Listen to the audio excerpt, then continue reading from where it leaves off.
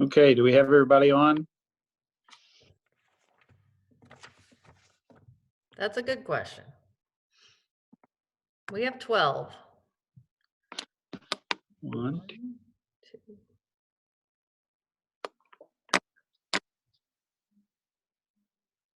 I don't see Susan. I don't either. We better give her a few minutes.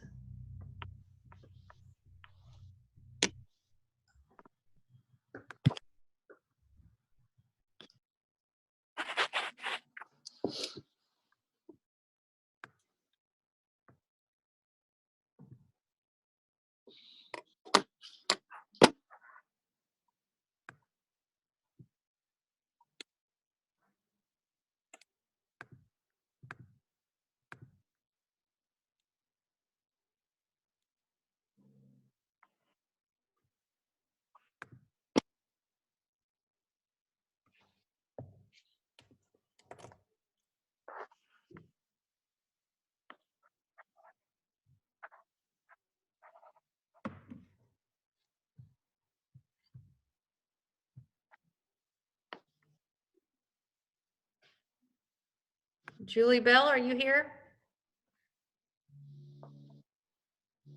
Yes, I'm here.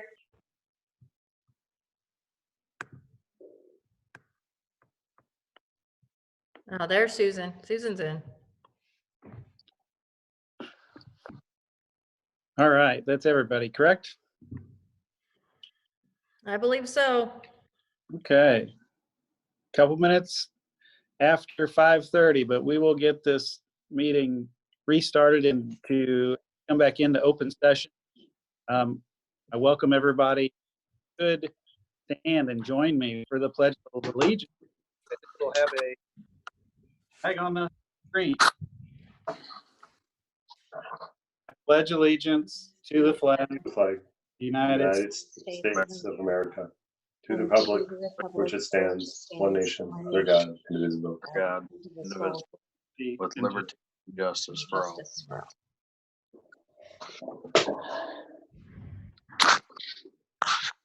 Right. Welcome again, everyone. Motion to approve the agenda as presented. So move, Scott. Second. I have a motion second. All in favor indicate by saying Aye. Aye. opposed. All right, we have an agenda. I will remind everyone as we continue to try and accommodate our district patrons, public comments related to on current month agenda emailed to comments@washington.k12.us. If you would please submit comments by 4 p.m. Central Standard Time on the day prior to the board meeting.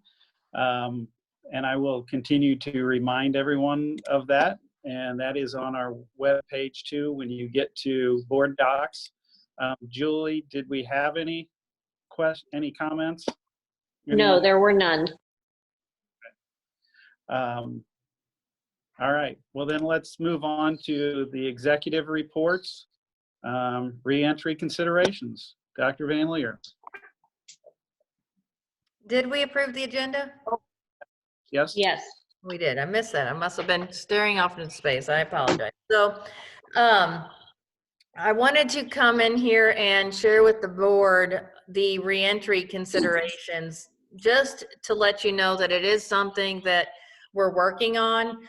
There is a significant amount of guidance that is coming out from a variety of different sources. And one thing that I can tell you for sure is that some of the ideas and actions are going to be favorable to some, and some of the ideas and actions and the guidance are going to be unfavorable to some. And this is likely shaping up to be one of those situations where it's very difficult to make the masses happy.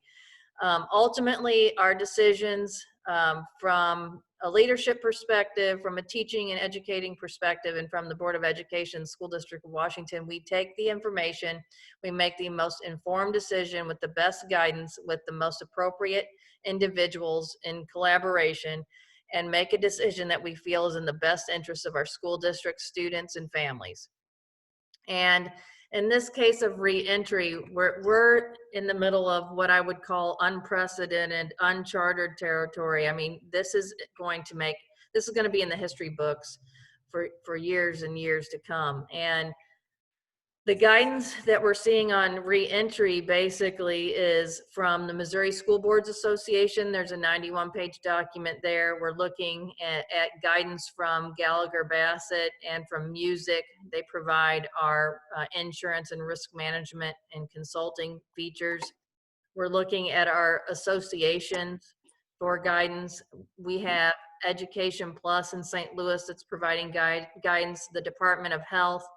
We are talking with Mercy personnel on a regular basis, Commissioner Tim Brinker, and superintendents are meeting regionally on a weekly basis to discuss this, because honestly, it is different in different parts of the state. So what is occurring in Franklin County and Gasconade County is entirely different than what's occurring in St. Louis County and St. Charles County, and so on. The challenge for the School District of Washington will be, one of the challenges, there are several, but one of the challenges is the fact that we have such a big district. So we do have school buildings in St. Charles County, and we also have school buildings in Warren County, and then of course the majority are in Franklin County. So the administrative team and myself will be looking at ideas for the fall, with the best case scenario being that we are in session and we are just taking some additional precautions from a surface cleaning perspective and a social distancing perspective. You know, the worst case scenario is virtual instruction and remote distance learning. And this spring we did that pretty quickly and on the fly, and it definitely has its you know, downside. I am so proud of our staff for doing it as quickly as they did. And quite honestly, many of us have been stretched and have grown through the experience, and we know parents have too. And so have our students. But then also there's potential for an in-between kind of model where it's a blended model, it's an alternative schedule kind of model, and I don't know what that looks like yet, but we'll certainly be planning for the possibility and hoping it doesn't happen. So we definitely plan for the worst and hope for the best, and we will not do that, and you know, without including the Board of Education and the appropriate leadership and county and local personnel. So I just wanted to share that with you. I think as we progress through May, we're going to know a little bit more, because in May, schools are to be closed. Nothing is to be on campus for an extended period of time. We do have some stipulations to be able to bring, you know, students in or faculty into the building to get belongings or to work in isolated settings. So we will be putting plans in place for people to come get their belongings, because many students weren't able to get their belongings. But in terms of actually providing services like a normal school system would, we are not able to do that per the governor's order through May 21st, which is our board approved calendar. What June looks like is pretty hard to plan for when you don't know what phase 2 of the governor's plan is going to look like until later in the month. So we're going to be mainly doing online work in June, and we'll be taking it slow. What July work looks like for summer school, we're still hopeful we can have some face-to-face services and start to get back to some semblance of order and normalcy with some additional precautions. And then what August looks like will certainly hinge on how that goes, and what happens really throughout the course of May as we really take the stay home order and start to re-engage as a society. So that's really what I have to share with the board tonight. Not a lot of detail, but I need some time along with my team to really look through all of the guidance that we have before us and come up with some decisions that make the most sense for the School District of Washington. So that's all I have on re-entry. Are there any questions about that? I think from a Board of Education standpoint, we would like to applaud the certified teachers and the support staff for what they've done in this short time. You know, this has been 6 weeks, 7 weeks now, and I think we're all living in a different world, but hopefully we get a little bit closer back to normalcy. But again, from the Board of Education, anyone out there, we'd like to applaud the teachers and the support staff and the administration for doing what needs to be done to help educate the kids in our district. Exactly. And like I said, there's going to be plenty of opportunity for more detail going forward, and I'll bring that to you. I just wanted you to know that you're going to probably see some of this guidance coming out in your email inboxes, and that we have it too, and we are digesting it and working through those details. Okay, the main reason for our special meeting was to execute salary schedules. So, you know, pre-COVID-19, you know, when we had our workshop early March, or what was it, late February, we were kind of getting ahead of schedule, and we wanted to really make some adjustments and some enhancements to some of our salary schedules. And it's unfortunate that I have to report that it's a time where we need to preserve our workforce and really kind of walk cautiously and conservatively when it comes to budget. Things have changed drastically with the unemployment rate. Right now, we're planning for a withhold of transportation funding. For this year, the legislature, at least as it stands right now, looks to be like they might be funding the formula, but we do anticipate withholdings going into next year. And every revenue source is of major concern. When you have people who are out of work, and you have sales tax revenues and basically every other form of revenue not coming in to the state or, you know, to the school district eventually, that's going to play havoc on our budget, and that's where our reserves will serve us nicely. So to be able to take on any additional expense out of what we, you know, already kind of know we would have through the execution of our current salary schedules, I don't think would be prudent, nor would it be a good use of taxpayer money. So it's unfortunate for me to recommend that we approve our salary schedules, you know, as is, but that is in fact what I feel like I have to recommend. Now, I will say that if something occurs and this thing gets turned around in a hurry and our economy gets back on track quicker than we think, and come July or August, the situation is different.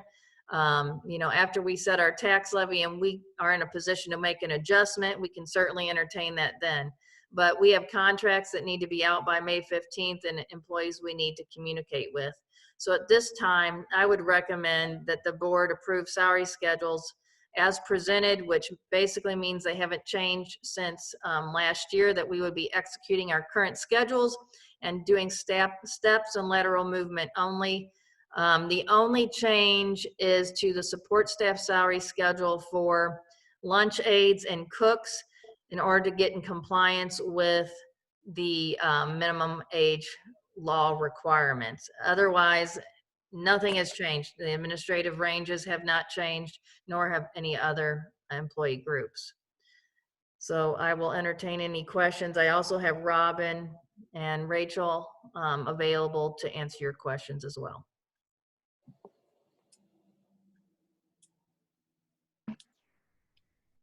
Okay, with no questions for Dr. Van Leer, can I get a motion to approve the 2020-2021 salary schedules as presented? Susan, so moved. Kevin, second. Okay, I have a motion and a second. All in favor indicate by saying aye. Aye. Aye. Opposed? Okay, we have salary schedules. Moving on to consent items. Are there any items that the board would like to discuss further?